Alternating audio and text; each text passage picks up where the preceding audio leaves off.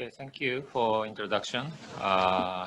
First of all, on behalf of the Ministry of Environment Japan, and also on behalf of the organizer, I'd like to thank for the cooperations from the government of Indonesia for the coordinating Ministry of Economic Affairs of Indonesia, as well as the Indonesian JCM Secretariat, and also the organizer, Global Environmental Center Foundation.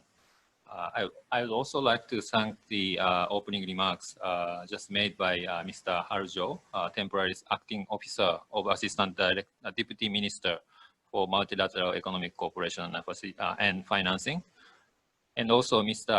Miyashita, Minister for Economic Affairs and Development, Embassy of Japan in Indonesia. We have also just heard that today we have more than 400 registered participants. So welcome to everybody, and thank you so much for attending today's seminar. We hope today's seminar will be also useful information to be shared and also contribute to the more project development under the JCM. So having said this, I'd like to move on to my slides.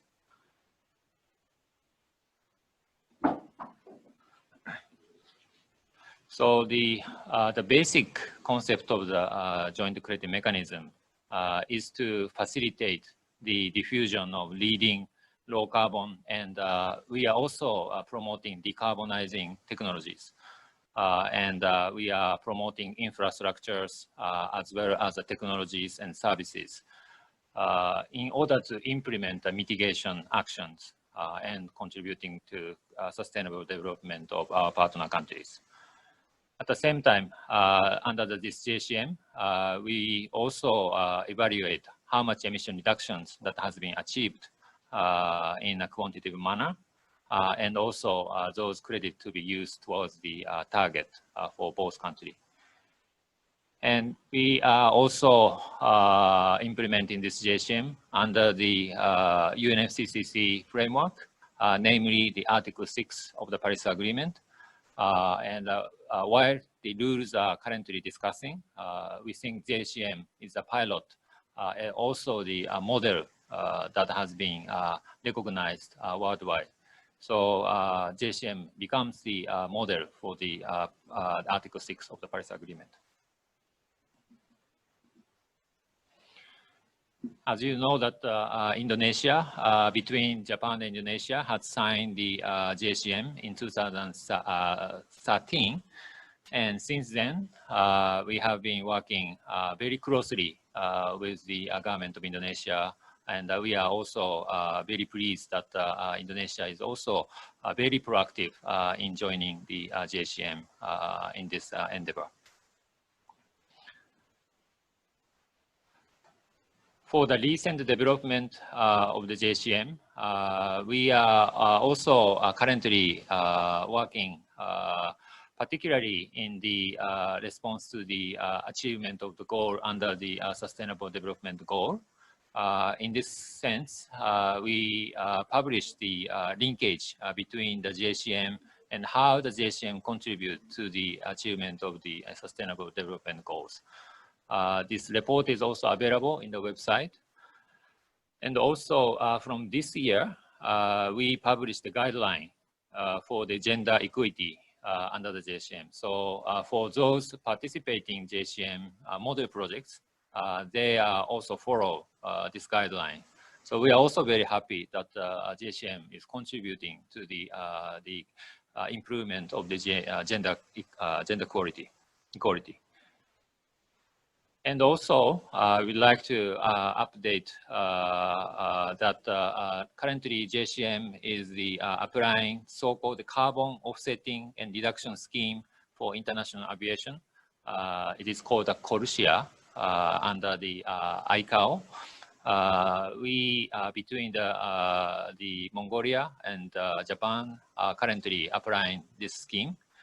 And we hope that we can also extend to other countries with interested countries, so that the JCM could be recognized under the CORSIA, as well as this could provide more opportunities for the projects to be further developed.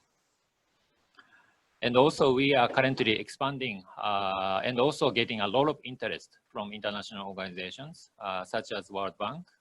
And we have been closely working with ADB in order to scale up JCM as well as the extend to the application to the Article 6 as well as SDGs. So we hope to further collaborate with international organizations.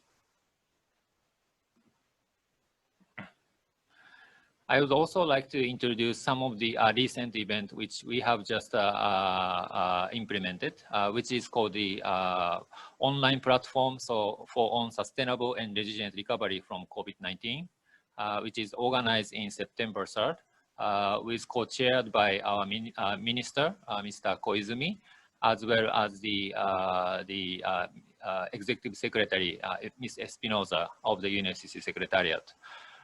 We have more than 100 countries participate this online event, and more than 60 ministers also made a speech in order to recover from this COVID-19, as well as we not push back from the climate change. So we need to recover from COVID-19 while achieving our very urgent issues on the climate crisis. So for this, we emphasize this redesign is important, and also international cooperation is also very crucial part of this redesign. So of course, today's seminars, one of the titles is how we can cope with COVID-19, and this JCM is one of the answer to this recovery. And for the JCM model, the financial support, Ministry of Environment Japan has been providing this financial support, which is called the JCM model projects. For this year, we have around 90 million US dollars as a budget. And we just had a second round of the selection process. And this year we had also one project that was selected from Indonesia. So again, through this kind of seminar, we hope to further promote more projects coming from Indonesia.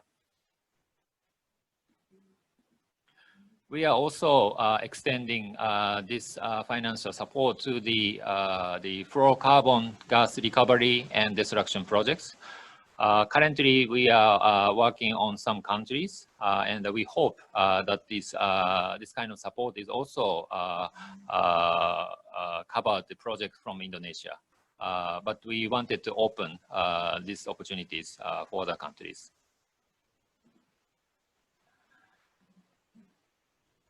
And Indonesia is one of the largest and also leading countries under the JCM. So far, our counting is 35 projects has been selected, and this is one of the largest projects in the pipeline.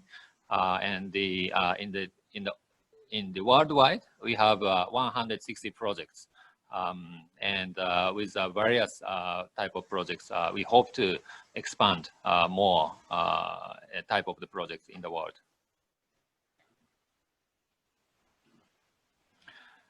Lastly, I'd like to just quickly introduce some of the example of how the JCM contributes to the SDGs. One example is the solar power projects in Mongolia that contribute to the employment of the local employment, as well as food securities, and also the energy access. Another example is the introduction of waste-to-energy plant in Yangon City.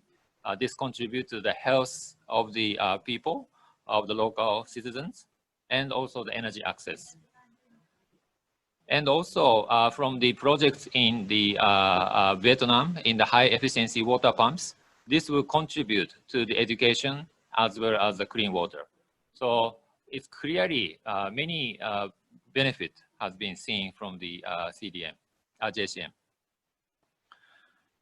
And some of the examples we also wanted to share is that in terms of the COVID-19 recovery, is the contribution to the medical supply chain projects as well as the more remote controlling system being implemented under the JCM. So we can see that JCM has a lot of system in place, such as remote sensing and also the contribution to the energy efficiency system. And that would contribute to the recovery from the COVID-19 as well as the addressing climate change.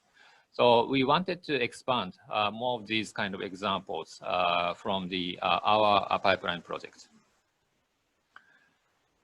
So in conclusions, we wanted to mention that the JCM can be the solution to the climate change and also recovery from COVID-19 and achievement of SDGs, which are all very important issues. So for this point of view, again, Ministry of Environment will continue to support the JCM, and we hope that this kind of seminar would contribute to this process. So thank you very much for the attention. If you have any questions, please send the chat box or later in our discussion. Thank you.